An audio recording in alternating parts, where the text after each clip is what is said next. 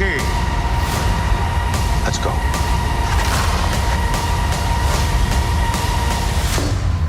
Oh. Come on.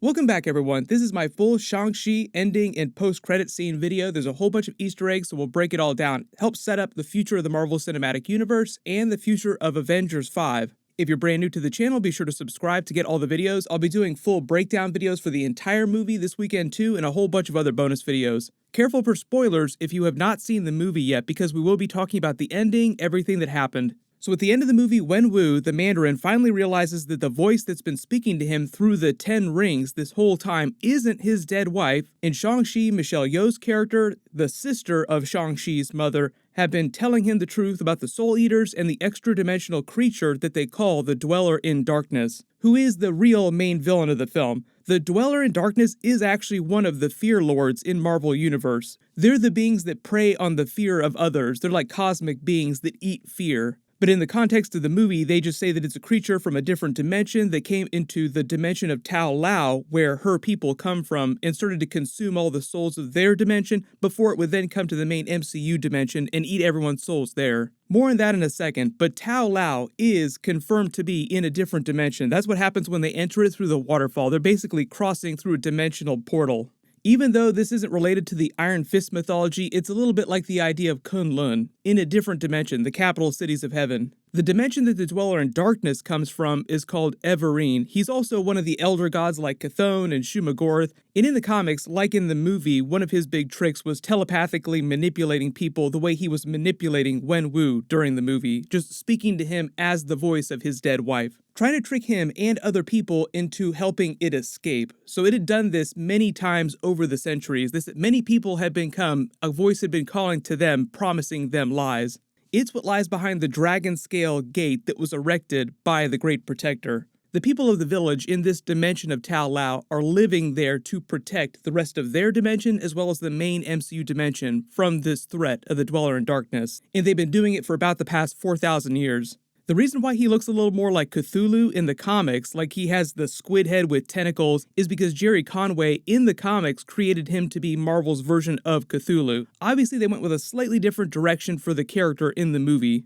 After Wenwu sacrifices himself to save Shang-Chi from the Dweller in Darkness, he passes the 10 rings to him, then gets his soul sucked out, so he's permadead, R.I.P. Mandarin. And so was their mother, if that wasn't clear. All the stuff about her soul being trapped behind the gate was a lie told by the Dweller in Darkness.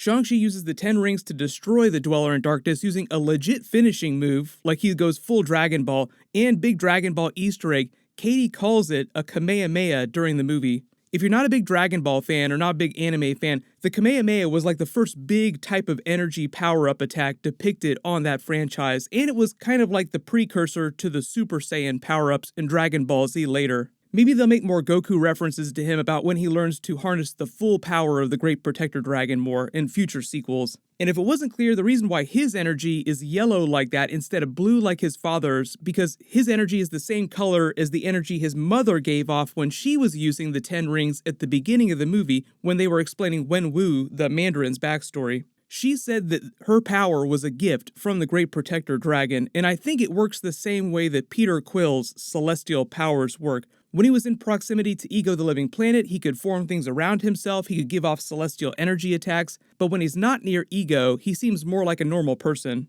They never fully explained this during the Shang-Chi movie. I think they'll get into it more in the sequels, but my theory is right now that they're able to draw on the power of the Great Protector Dragon because it's like a demigod from their dimension, like another type of celestial being, the same way the Ego the Living Planet was a celestial inside the MCU. And these people in the Tao Lao village are its descendants, many hundreds of thousands of years removed. The way they narrate the backstory of the fight between the Dweller in Darkness and the Great Protector Dragon just makes it sound like it's a celestial being from their dimension. And Shang-Chi's mother, when he's a young boy, tells him, "You have the heart of the Great Protector Dragon." I think that's both a metaphor, and I think she meant it literally. Like, he literally has some of the same DNA as the Great Protector Dragon, the way that Peter Quill had celestial DNA in him. And that's why Shang-Chi is able to wield its energy like that.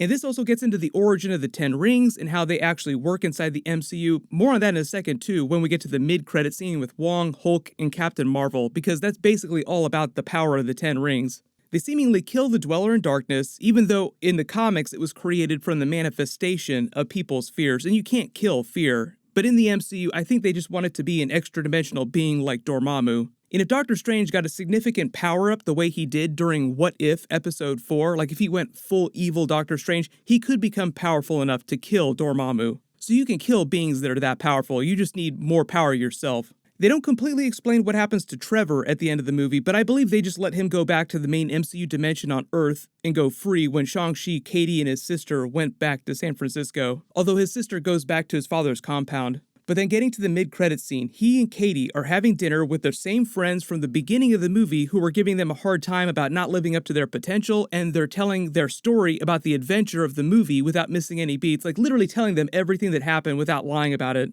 Giving away all the spoilers, because remember, this world knows about aliens, Thanos, the Infinity Gauntlet. Even at the beginning of the movie, the same friend was the one that referenced the snap. We're living in a world where half of us could just die at any time. So you have to remember that in the MCU now, ground level, just normal people, aliens, Thanos, the Infinity Gauntlet, that's all common knowledge, so it's not weird to have conversations like that anymore. But their friends still don't believe their story about going to a different dimension in Tao Lao until Wong shows up, opening a portal into the middle of the restaurant and starts yelling for Shang-Chi and tells him to bring the 10 rings and for both of them to come for an Avengers meeting inside the sanctum. Wong steals one of their drinks on the way out real quick, just downing it in a single gulp. Wong does like to have his fun, as we see later after the mid-credit scene, taking a trip to the Hotel California.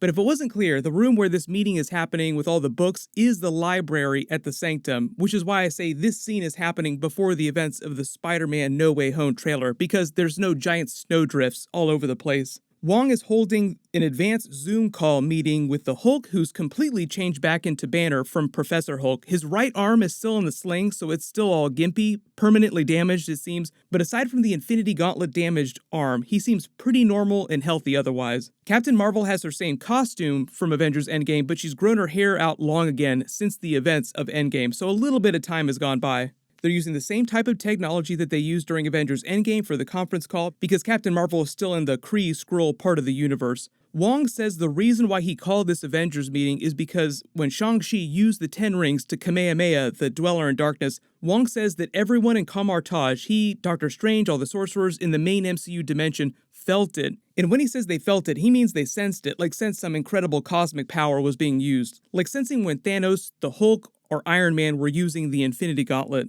Wong says that there are no records of the 10 rings in any of the Sanctum's codex. They keep records of all magical artifacts and items in their universe, so that confirms that the 10 rings came from another dimension, and bringing it back around to the way Shang-Chi and his mother were able to use their dragon energy, Great Protector energy, to wield the 10 rings in a more powerful way than Wenwu did. I think the movie pretty clearly implied, and Michelle Yeoh's character implied, that the 10 rings came from her people's home dimension of Tao Lao. Even though she doesn't clearly explain that to Shang-Chi. Like, he asks her point blank, what do the 10 rings have to do with any of this? But then she launches into that big exposition dump explaining the history of her people from that other dimension of Tao Lao. But during that speech, she never mentions the 10 rings again. She just talks about the war between them and the Dweller in Darkness and how the Great Protector Dragon showed up to help them. At the beginning of the movie, it's actually Shang-Chi's mother who's narrating the story of the 10 rings for him. She talks about the legend of the 10 rings. Shang-Chi, there are many things that you need to learn about the 10 rings, but some of that will come later.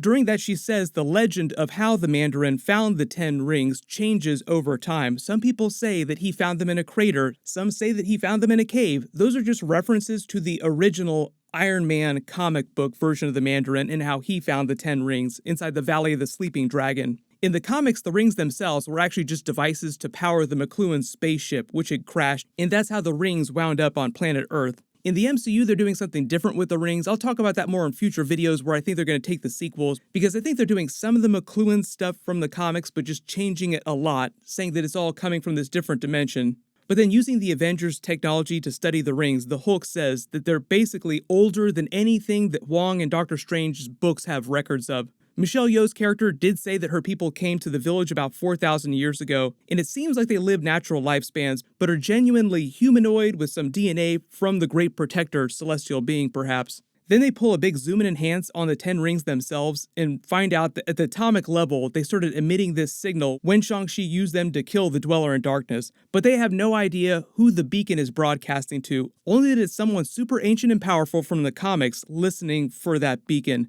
Someone who would have been old enough to have created the rings, which are bare minimum Eternals level old, and they're about 7,000 years old. I know a lot of people after the movie were trying to connect this scene to the Eternals characters, but I think it's actually setting up something different in the future for Avengers 5, because Shang-Chi's yellow energy is a different color entirely than the Eternals' celestial energy, and the Eternals are from the main MCU dimension. The 10 rings, the Great Protector Dragon, Shang-Chi's energy are all from a different dimension of Tao Lao. So the big cosmic being that the beacon is contacting is probably from the dimension that his mother's people are from. Also, because Captain Marvel is here for all this, I think it's a sly wink and a sinister twist on the space pager Avengers Infinity War post-credit scene, where Nick Fury activates this souped-up space pager to contact her across the galaxy. Like the 10 rings are a cosmic energy level power-up space pager broadcasting across dimensions to someone super powerful. And they'll pay that off more during the Shang-Chi sequel, and theoretically it'll also be a plot point setting up Avengers 5. Because the way Wong was hyping it up, he made it sound like the Avengers would be dealing with whoever shows up to answer that page. My early theory is that it would have to be somebody as big as Galactus, the way that they're hyping this up as a huge Avengers level threat. And I don't think this has anything to do with the Kang multiverse war. I think this is completely separate. The whole thing with the Dweller in Darkness was sucking people's souls out. Galactus literally sucks the life out of planets, so they could just be trying to set that up slowly in the future of the MCU. You guys can let me know in the comments, though, who do you think that beacon inside the 10 rings is broadcasting to? Like, what is the celestial being or the cosmic being that's listening for that? But then Captain Marvel logs off the call. They have a joke about her phone number. Hulk says she does this all the time, and I don't have her number. That's just a joke about Captain Marvel never being around to help Earth out. They actually will cover that as a big plot point during Captain Marvel 2, The Marvels. The fact that she's super powerful, but she's never around to help on Earth, and everyone being super pissed about it. They tease that a little bit on WandaVision with Monica Rambeau's character. But then Wong says their lives, Shang-Chi and Katie's lives, are about to change in a big way, gives them a welcome to the team speech, which is the movie's way of saying welcome to the Avengers. Then they bring back that karaoke joke from the beginning of the movie, like we're super tired, we have this big life ahead of us, doing Avengers stuff, so we should be responsible and get to bed early. And then they go back to karaoke with Wong singing Hotel California, which was the song that Katie sang when they were in high school to just confuse the bully that was getting ready to fight Shang-Chi. It's just a joke about his friendship with Katie. But who knew Wong liked to have so much fun? Now it makes a little more sense why he was having that fight with the Abomination, why he seemed so friendly with Emil Blonsky, like he calls him by name during the movie. I will do a separate video about the Abomination and what was going on with him during the movie, because they tease something really big going on with him, but they never completely explain it, and he just kind of goes away in the middle of the film. I do think it has something to do with what's going on with Val's character putting together the Thunderbolts, the Dark Avengers style team. But Val herself does not appear anywhere in the film. Then in the post-credits scene, his sister Xia is back at their father's compound and takes over the 10 Rings organization and changes things physically and metaphorically, so that now they have women assassins as well. Those were not Black Widows, those were just regular 10 Ring soldiers, warriors, assassins. She kind of upgrades her former fighting competition organization using the 10 Rings. Like she even has her little fight promoter there from earlier in the film. There's all this graffiti decorating her father's compound, just like the graffiti around her fighting ring in Macau. She's also changed the flag in the symbol of the 10 Rings, giving it more red coloring. She says they have a lot of work to do, and then the tag at the end reads, "The 10 Rings will return," using her new version of the 10 Rings logo. Obviously, they will be back for Shang-Chi 2 in the sequel, but I think the whole point of the tag here, reading 10 Rings will return, means that we'll see them in another movie sooner than that. And because of all the shady stuff that Sharon Carter is doing as the power broker now in Marvel Phase 4 and Val is doing on the DL separately, I think that we might see the 10 Rings come back during Captain America 4. Like a lot of people mistook Macau, the location of her fighting ring, for Madripoor, so it seems like she as a character already fits in with a lot of what's going on with the Falcon and Winter Soldier power broker stuff. But post all your theories about that in the comments below. When is the next place that we'll see these version of the 10 Rings show up in a movie? I'll do my full Easter eggs breakdown video for the entire movie next and talk more about what's going on with these people from another dimension and Tao Lao, the 10 Rings themselves, the other huge cosmic questions that they didn't answer during the movie. If you do have any questions about the movie that you want me to include in that, just write them below in the comments. Everyone click here for my full Spider-Man No Way Home trailer video, and click here for my full What If Episode 4 Evil Doctor Strange video. Thank you so much for watching, everyone stay safe, and I'll see you in the next video.